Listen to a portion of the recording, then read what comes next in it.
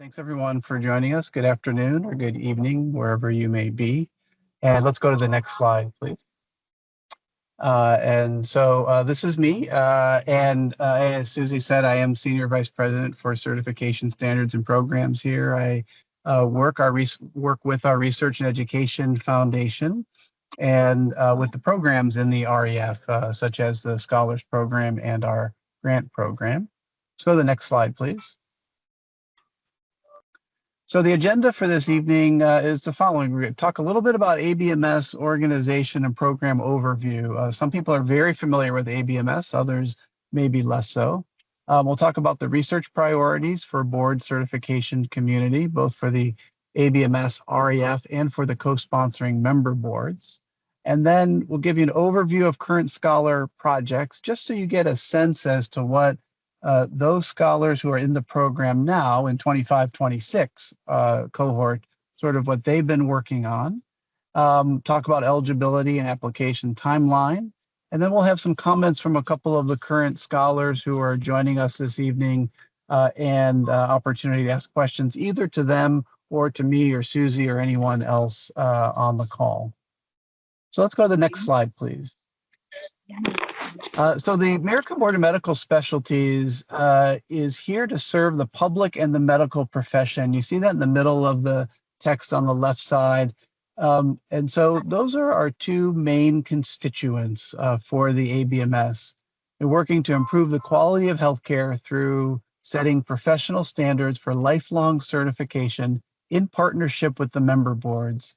Now, when you see that bottom part about with the member boards, there are 24 member boards, such as the American Board of Internal Medicine, of which I'm a diplomate, the American Board of Pediatrics, American Board of Surgery, and it's those 24 member boards who do certification. And together, those 24 member boards and the professional staff at ABMS in Chicago, as well as almost over 100 volunteers, comprise the work of the ABMS.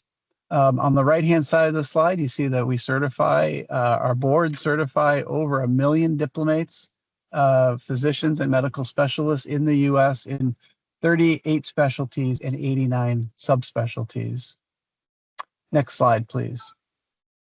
So what's the program then about scholars and the ABMS? The program was established in 2014 to encourage and support research related to board certification, research leadership at QI programs for early career physicians, medical specialists, and research professionals. Since 2014, we've had 95 individuals who have participated in the program, 20 different specialties represented, and we have had at least 7 PhD research professionals. So while the majority of our scholars are MDs or DOs, we certainly have had other research individuals who have been scholars as well. Next slide, please. So the 2026-27 program begins in September of 2026. It is a 1-year part-time commitment. And what it is participants remain at their home institution and work with self-selected mentors on the project that is part of your application submission process. There are monthly virtual sessions to present research and progress updates to peers, mentors, and subject matter experts. We meet just about every month. And then you also have opportunity to participate in ABMS committee meetings and to present your research findings at the ABMS conference, which will be is in September of every year, and this for this cohort would be in September of 2027. You receive a $15,000 financial award that helps you with the research. Or you can, when you apply, you will state how you would use the money and how it will help your research. So let's go to the next slide, please. So what are the opportunities here? Well, first of all, to conduct scholarly research impactful to initial and or continuing certification programs.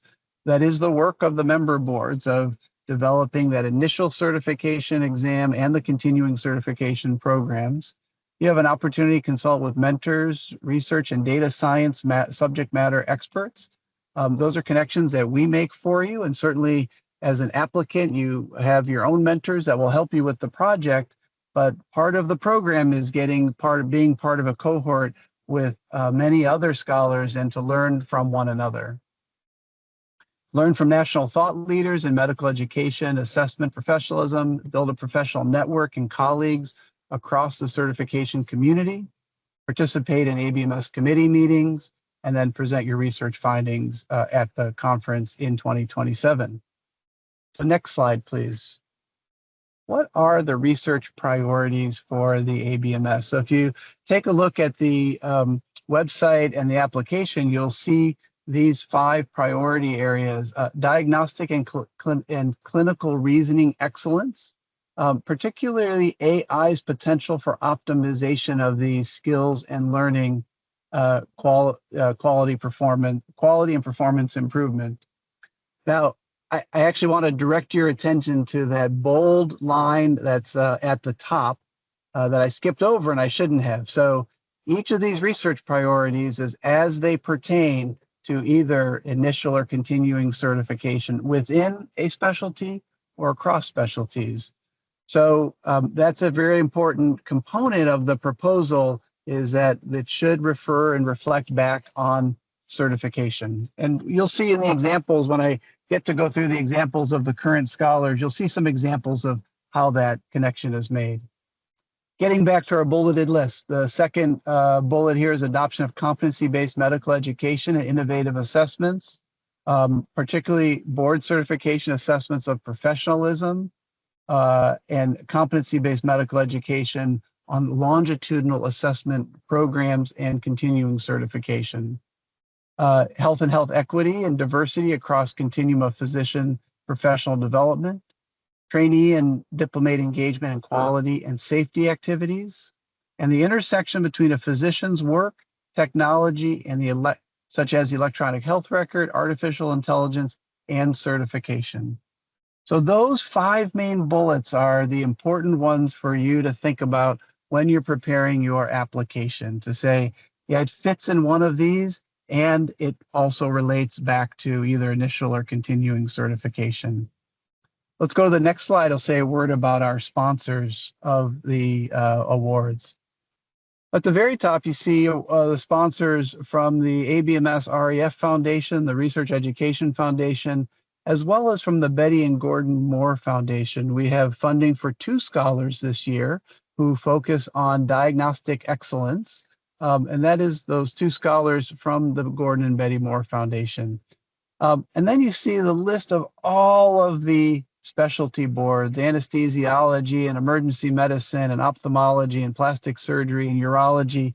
These are the boards that sponsor a scholar in their specialty. So if you are an orthopedic surgeon or orthopedic surgery resident, this is an excellent opportunity to work with your board and to apply for the funding. If you are not part of any of these boards, then you would apply to the first bullet point for sort of the wild card ABMS REF or the Gordon and Betty Moore Foundation. So there is room for those who are within one of these specialties, and also room for those who are from other specialties. Let's go to the next slide, and I'm gonna just walk through, we have many scholars this year. It's been a great class. Just want to give you a sense of the different scholars and what they're working on.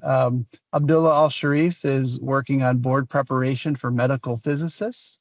Laura Cheel at Harvard Medical School is working on AI as a summary of resident performance and resident feedback. Next slide, please. Han Grzenko, working with the American Board of Surgery, is looking at sensor use for competency assessment in surgery. And Matt Haas is a PM&R physician at University of Pennsylvania, and he is looking at the facilitator and barriers to individuals choosing to subspecialize in physical medicine, rehabilitation, pediatrics. Next slide, please. Adrian Halmovich is focusing on decision-making in clinical care, and Saeed Khalid is one of our scholars working with the American Board of Neurological Surgery. And again, looking at neurosurgery and competency assessment early in practice. And that's particularly important to the Board of Neurosurgery because neurosurgeons need to submit their cases once they're in practice, and that feeds into their board certification. So again, you see the titles here, and the titles and the work are related back to the certification world. Next slide, please. Alex Krauss is working on, oh, this is not right. This says working on emergency decision making, but Alex is an OBGYN physician and is working on the competency-based education with the American Board of Obstetrics and Gynecology. Nick Lanzotti is a urologist at Loyola, and again, assessing the oral board assessments around nonverbal communication for urology. Next slide. Hi Lee at UC Davis is looking at technology, feedback, and skill assessment. Joe Lee is a radiologist and is examining the preparation for oral boards in radiology. Next slide, please.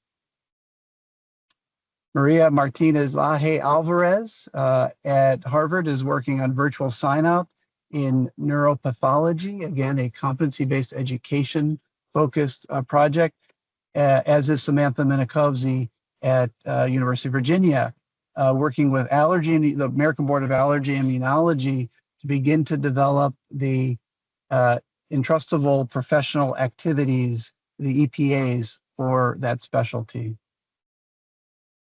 Couple more here. Next slide. Timmy Ojo is working on improving education in radiation oncology. Dan Sartori looking at diagnostic performance and improved outcome for patients admitted to the hospital, and the diagnostic performance, which I think is focusing on diagnosing pulmonary emboli. Next slide, please. Ruchi Thanawala is looking at self-assessment and reflection, sort of a hidden competency around competency-based education. And the Maria Theodoro is looking at professionalism, professional identity formation for internal medicine residents and how that was impacted by the pandemic. Next slide, please. Rebecca Williams is a surgeon at Northwestern and working on spreading and sharing CBME in general surgery. It's an implementation science project. And Lisha Ji at Stanford is our only project this year that is undergraduate medical education, but you see how it focuses on diagnostic excellence and equity, two of our priority areas. So that was a really rather quick walkthrough of all of the scholars and what they're doing, but it gives you a sense of the range and different specialties, some focused on continuing education, some focused on continuing certification, some on initial certification, and it really ends up being a nice, diverse set of projects and a great cohort of folks to work with. So the eligibility, this is probably what many of you are looking for. Really early career physicians, medical, surgical specialists, research professionals, junior faculty, fellows, residents, as well as anyone holding doctorate degrees in public health, health services research, educational evaluation. The sub-bullet there has a list of some of the degrees that are we look for. So MD, DO, PhD, MPH, MBA, EDD, other terminal degrees.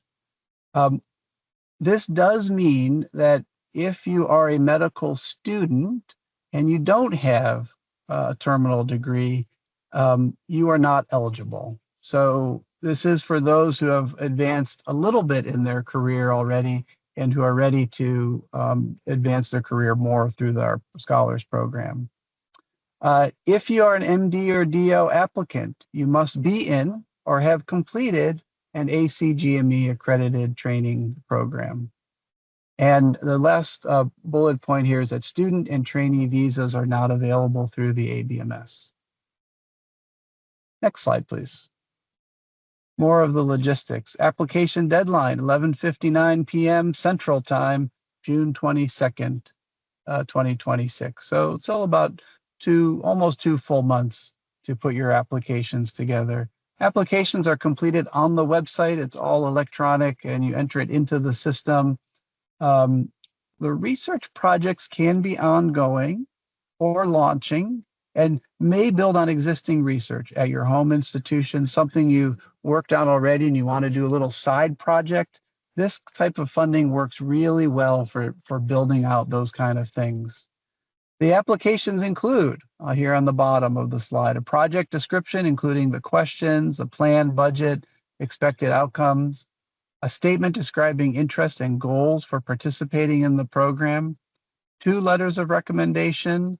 One must be from your mentor, who is going to help oversee the work, and one from a department chair, associate dean, someone who is able to state that you have the time and the ability to work on this project, and then a current CV, of course. Next slide, please.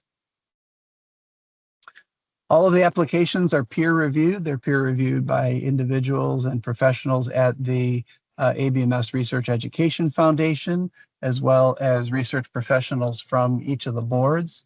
The ratings and the evaluation of the applications are based on the quality of the research project. And I will say here with that first bullet, more is not better. So we do sometimes get applications that are very good, but they're probably 3 to 5 years worth of work. This is a 1-year program. And so we want to see that you're able to focus it and say, this is the important project that I'm going to do in this year. We look for the alignment of the project to the ABMS research priorities. So I went through those a couple of slides ago. Each of the individual member boards often have their own research priorities. So you want to make sure you look for those as well. And we look for the alignment. So you might have a great project, but if it is completely different than what a member board wants to work on, that will not be rated as highly. And you also want to see that you're able to make substantial progress on the project to the community during the scholar year. So there's a great deal of collaboration, a lot of work together with the other scholars, and we want to make sure that you're ready and able, and we see in your personal statement sort of how you want to be part of the community and how this project and this funding helps move your career forward. Let's go to the next slide, please. The key dates. June 22nd, application due. We will let you know applications by August 17th. So that's when we do all the work of reviewing and scoring and talking about the applications. Our first session starts in September of 26, virtual webinar. We have monthly virtual webinars, and we have an in-person visit to Chicago in December of 2026 as well. And then the last date here on the slide is September of 27, which is the capstone research presentation at the ABMS conference. So here's a slide that has lots of links for you, and we'll make the slides available for you so you can get to the links. We'll put the links in the chat so you can see the playlist. So there are some YouTube channels you can listen and hear about scholars' experiences. Visit the ABMS Scholars page. Has about activities, contributions, research. I believe there are some citations there as well, so you can see what scholars have written about in the past. So lots of resources. And let's go to the next slide, which is our Q&A. And I know we have Abdullah Al-Sharif and Dan Sartori who have joined us. I'm wondering if each of them may just give a couple of comments first, and then we can turn to question and answer, and we'll answer the questions in the chat. We'll take any live questions. And we'll stay up to the top of the hour if there are questions. So Abdullah, go ahead. I'll go on mute here and let you say a couple of words. First, I would like to thank you to give me this opportunity to join you in this webinar. Actually, when I find this scholar visiting, I thought it's just for MD because I am not MD. I am a PhD in medical physics, which is I am not related. I am in medical field, but not related to like a medical MD. Actually, it is good. At first, it was like my first time to work in something related to education, especially in like medical education. Actually, I learned a lot about how you can make your survey, how you can like make like mixed method, like weekly. Actually, as like monthly meeting is very good because each of one, like our as a scholar, we like give a presentation around 10 minutes, and you can hear from another colleague, and you can hear from another experience what they are do, and you learn, we learn from them. Yeah. That's great. Thanks, Abdullah, for sharing that, and especially the comment about the monthly sessions and the opportunity to learn from one another. Rebecca Williams, I see that you've joined us as well. I wonder if you might say a couple of words. Yeah, happy to join. So I want to say that the ABMS Scholars Program has been fantastic. I think one of the best parts is building a community of practice that spans beyond just your discipline. It's also led for me to additional spin-off projects that are related to continuing certification. And it's been very fun to see how people in other fields are approaching problems that are similar to what I'm interested in. There's so much overlap, and so that exchange of ideas is just critical to advancing the field. It's also been really wonderful to be part of the program and to see how the broader oversight of medical practice works. So I'd had some knowledge of the American Board of Surgery, which is my specific board, but I didn't even really know about the ABMS before hearing about this program. And it's really interesting to understand how that regulatory network works. I will just take a couple more minutes to say that I also really appreciate the expertise from the ABMS staff and from the mentors who are on this project, and the advice and critiques of the projects that they give you. So really has just been a tremendous experience, great networking, and I've loved being part of it. Thanks, Rebecca. And I think one of the things you mentioned that we work very hard at is that connection across specialties and disciplines. And so I'm an internist, and we often don't have a lot of opportunities to work across specialties. I think that's one of the unique aspects of this program that is a real strength of the program as well. So you never know where you're going to kind of learn a little nugget of something. Well, thank you again for Abdullah and Rebecca for joining us this evening as well. A couple of questions. A couple have been answered, but I will just reiterate them. One was regarding, do mentors have to be at the applicant's institution? And I did reply that that is not a requirement. We have had scholars whose mentors have been at another institution, so that is not a requirement. So we had a question regarding residents and fellows. So residents and fellows currently enrolled in an ACGME accredited residency program or fellowship program would be eligible to apply. Another question we have, Greg, is how many scholars per year? So we can kind of address that related to the number of co-sponsoring member boards and the funding coming from the REF. Yeah, so and Susie, I think we are expecting a capacity of 24 scholars for the 26-27 cohort. Yeah. We've had a couple of questions related to what defines an early career physician, and does it have to be an early career physician? So we've got a couple of questions related to that. Yeah, so sort of is the answer. So we will accept applications from almost anyone. If you're someone who has 3 R01s and you have funding from several foundations as well as VA funding or something like that, this is probably not the right program for you. So it is intended for those who are sort of up and coming, assistant professor, associate professor level individuals.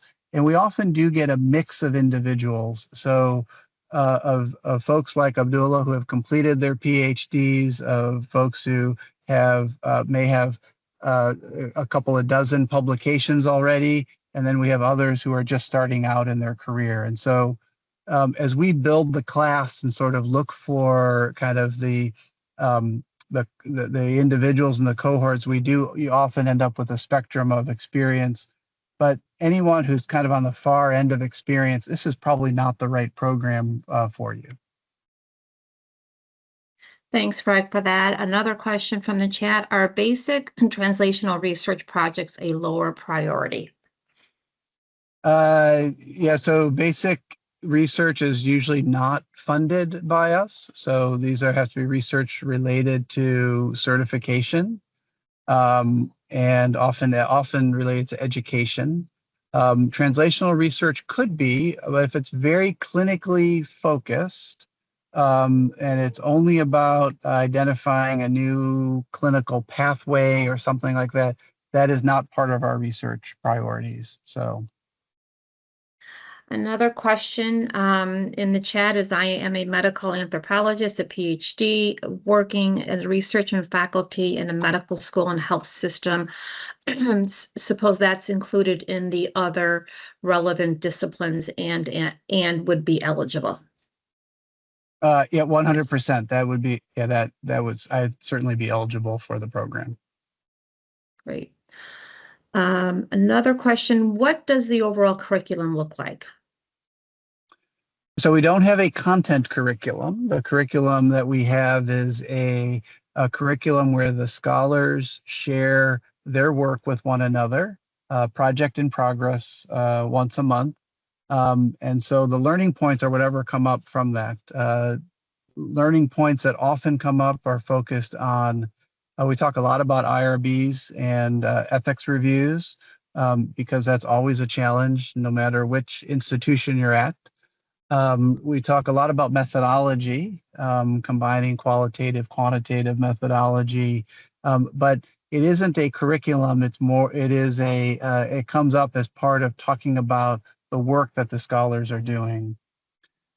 When we have the in-person meeting in Chicago, which I said, as I mentioned, will be in December of 2026, we go and we will visit the other self-regulatory organizations. So like ABMS, we'll visit the ACGME, we'll visit ACCME, and you have a chance to meet the leaders at those organizations. So Rebecca had mentioned this in her comments about getting a chance to get a sense of the self-regulatory network that exists and getting to know research leaders at those organizations, the administrative leaders at those organizations. But that all happens at the in-person meeting in December, which is a day-and-a-half meeting.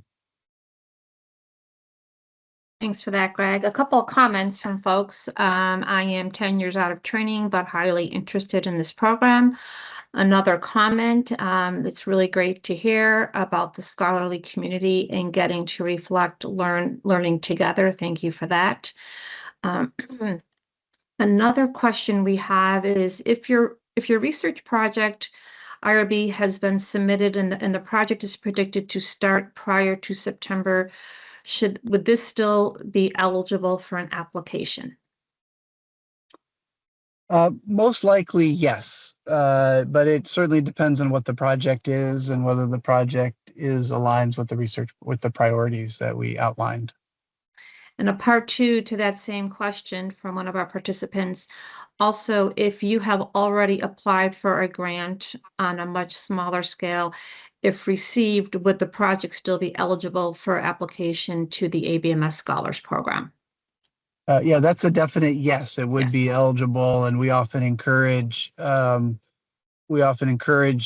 applicants and stuff to think about multiple sources of funding. The $15,000 is helpful. It is a little bit modest, and sometimes folks do need to find other funds from their hospital, from their department, and so forth. So if you've applied for something else, that we would still love to see your application. Great. Another question in the chat. What do reviewers look for in evaluating mentors, the mentor relationship?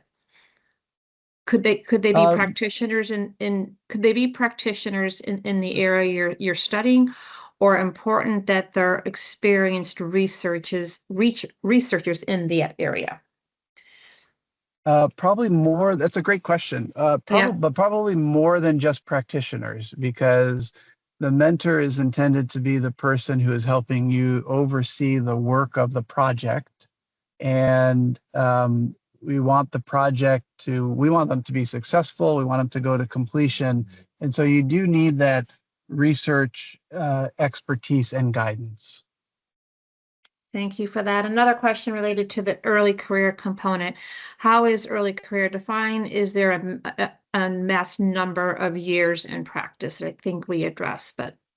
Yeah, no, we don't really address. If you're on the call here, you're not sure about, if you're not sure about early career and stuff, just send us an email and we'll engage with you in email, and that's the easiest way to do it if you have specific questions about where you are and what you've done and stuff. So yeah, just please reach out to us. It'd be much easier to do that rather than we have early career as a component of the eligibility criteria. We're not always really strict about it. So, but reach out to us and we'll, before you apply, and we can talk about it. Great. Are there rules on what the budget can be utilized for? For example, some grants specify funding cannot be used for a salary, the funding research time for residents.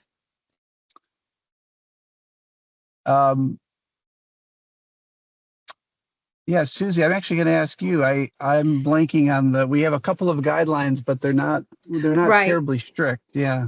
No, so we don't allow the funding to be used towards administrative and overhead expenses, but if a scholar was to hire a resident or a fellow that was going to be working as a contract as a part of that research team, we would allow a certain amount of those monies to be dedicated to that person. Yeah, and many scholars will hire a research assistant to help with doing interviews, or we'll use the funds to pay a statistician to run some of the data, things like that. Another question in the chat: if you want your mentor to be one of the executives of the ABMS, do they offer mentorship?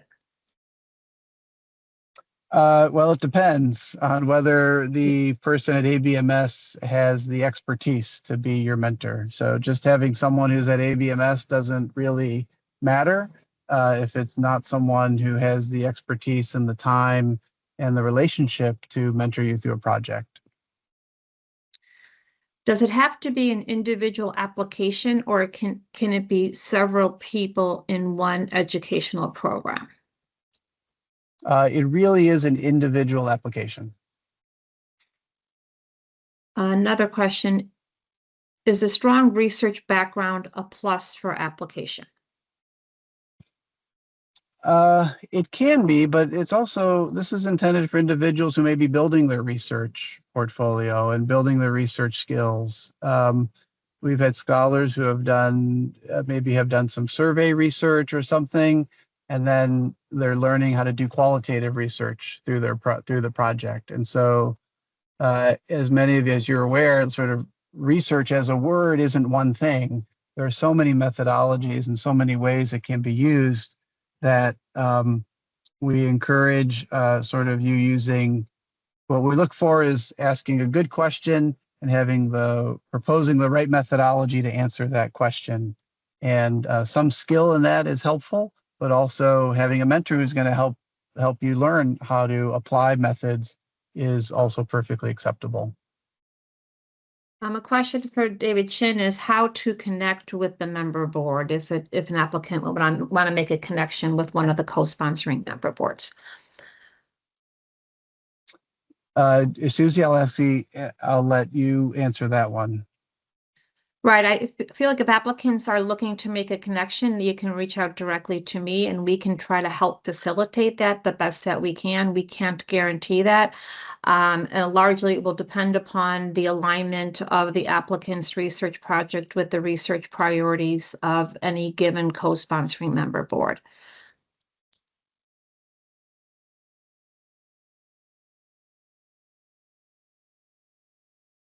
Is there a specific amount of protected time that we would need to have guaranteed?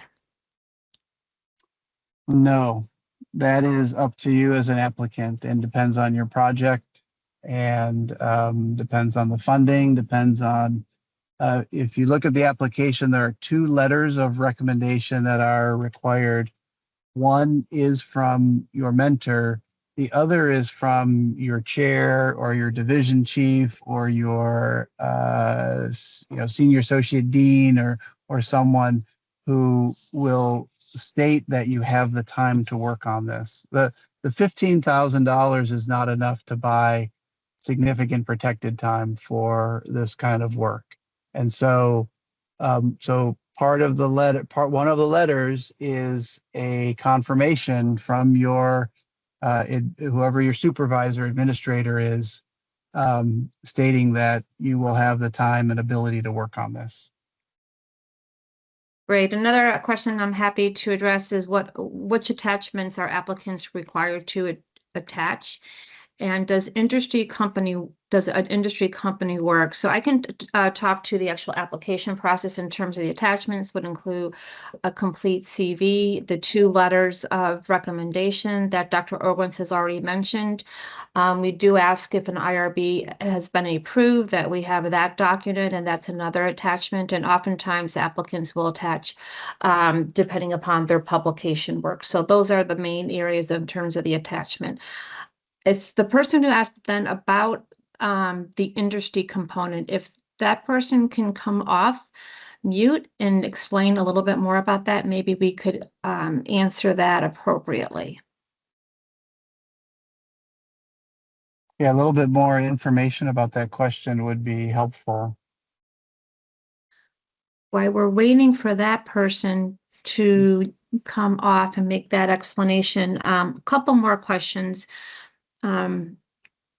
Do we need to find our own mentors? Do we find them at our home at the ABMS community, or is it a mentor of my organization? Yeah, generally, it is a mentor of your organization, someone that is willing to help you put the proposal together and that is willing to help oversee you with the proposal. It does not have to be at your organization. So people do get mentors at other outside organizations. They know people at other institutions. So it doesn't have to be at the same institution, but it should be someone who is ready, willing, and able to help guide you through the work. Great. And can the $15,000 financial award be utilized for traveling expenses to the ABMS conference? Then that is a yes. The award monies can be used for travel expenses, not only to the ABMS conference, but also used to the Chicago visit, where we run a 1.5-day program that Dr. Ogwens mentioned a little bit earlier, in terms of really allowing members of our larger community to come and speak to the scholars. So that is yes. Can the project have multiple mentors? Sure. Yes. No problem Yep. with more than one mentor. And that was actually a double question. So 2 folks had that question. Is it appropriate to reach out to your corresponding board and ask if any of your project ideas meet them in scope and interests? So I can speak to that. So no, so we're delighted to continue to have the number of co-sponsoring member boards continue to grow every year. What it will be publishing. It's already published on the website, and I actually did provide that link to the application page in the chat. Many of the member boards will identify their research priorities, so you'll be able to view those from the application website as well as from the homepage of the ABMS Scholars. If oftentimes, if the board does not have a specific research project for this given year, they will adopt the ABMS REF research priorities that Dr. Ogren spoke to earlier this evening. Those two are also published on the Scholars website. So you'll have the opportunity to obviously review again the ABMS REF priorities, those of specified co-sponsoring boards that have identified specific priorities, and those also co-sponsoring member boards who will adopt the ABMS REF priorities.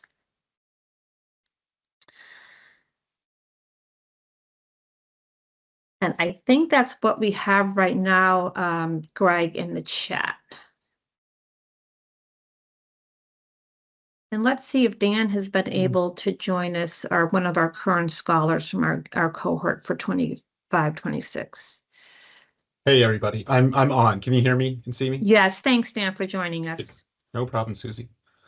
I thought maybe I would just say a few words about my experience as a scholar and how valuable it has been for me. So I have a project that's funded by the ABMS Research and Education Foundation, and it involves the use of AI to identify potential diagnostic errors in our internal medicine residency program at NYU, and to create a feedback system to be able to really create a more streamlined way of providing feedback and self-regulating this process as residents enter physicianhood.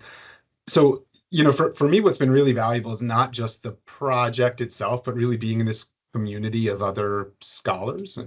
I'm in like a place in my early-ish career where I think it's really helpful to have contacts and a network. And this is a program that really did that. And there have been so many instances where I've been able to meet with other scholars outside of, again, like my project, but just because we have common interests and because we want to run things by each other, and because we are, building programs and want to see if we can scale to other institutions. And so this has been a really nice opportunity, not only to work on a project that is important, but also to build this community of practice. And so I'm a big fan. I think that this has been a wonderful experience thus far, and I think that Greg and Martin and Susie and everybody else that's involved has been fantastic, and so this has been a wonderful experience.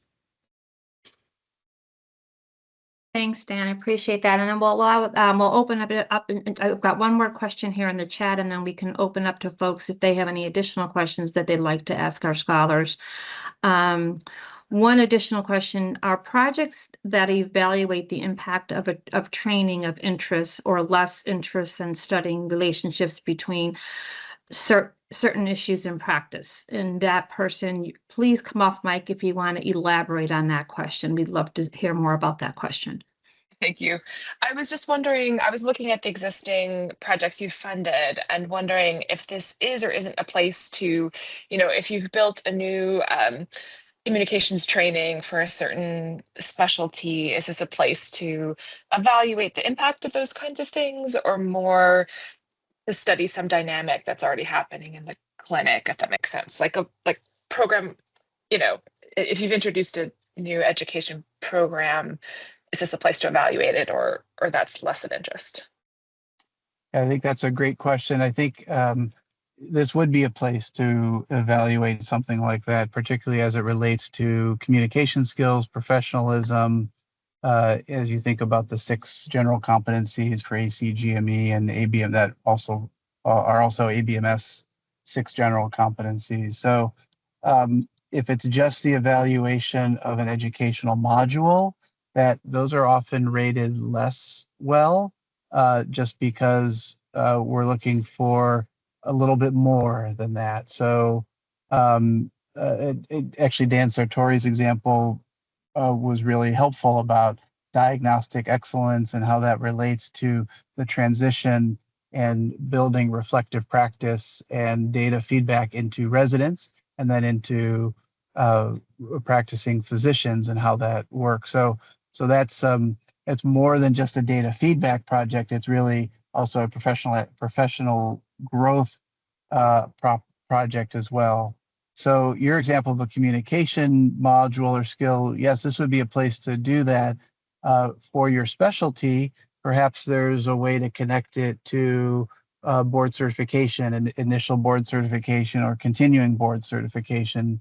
If it's just for residents, how are the attendings involved in this? Is there a learning component for attendings where attendings could get Part 4 board certification credit for participating with the residents? So, Jenna, if it's just an education module, I'd say they're not. It needs to be a little bit more than that. Thank you very much. That helps a lot. Thank you.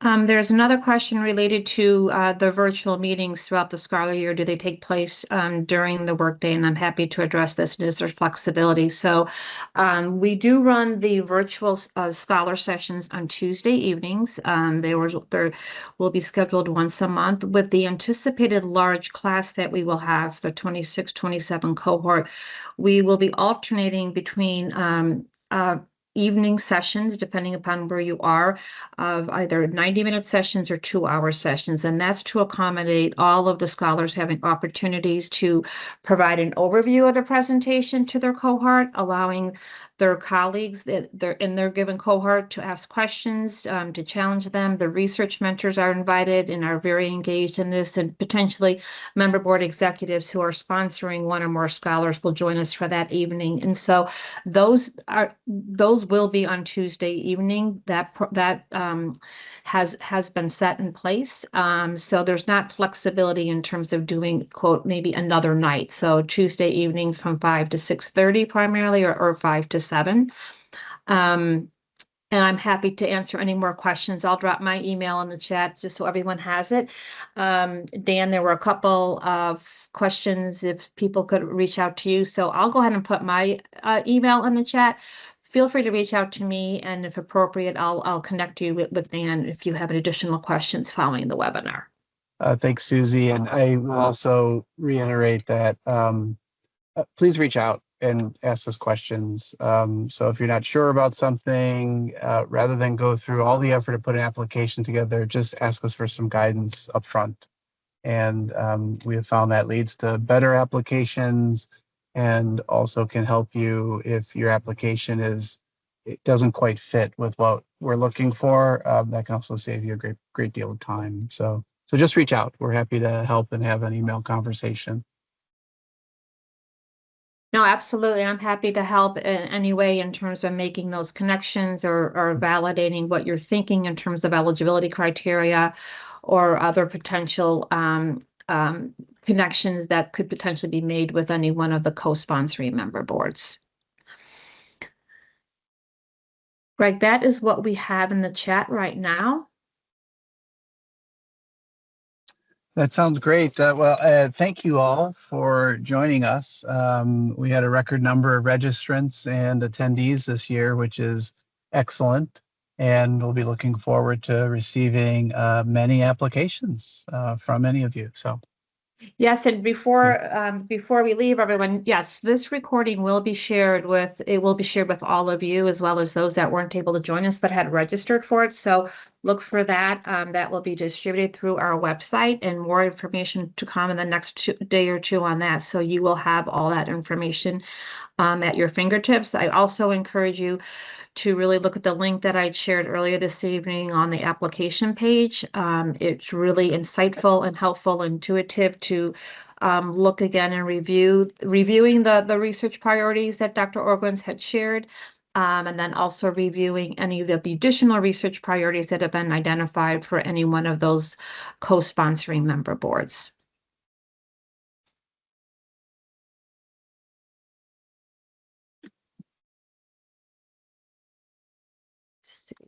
All right. Thank you, Susie. Thanks, Ilya, for running the slides. Thank you, Teresa, for all of the work in the background. And I just shared, yep, I just shared the link again, so that I just put that right back in the chat to that link. Thank so you. That should get everyone to where they need. And so we're looking forward to it. So feel free to reach out and really have a wonderful, wonderful evening.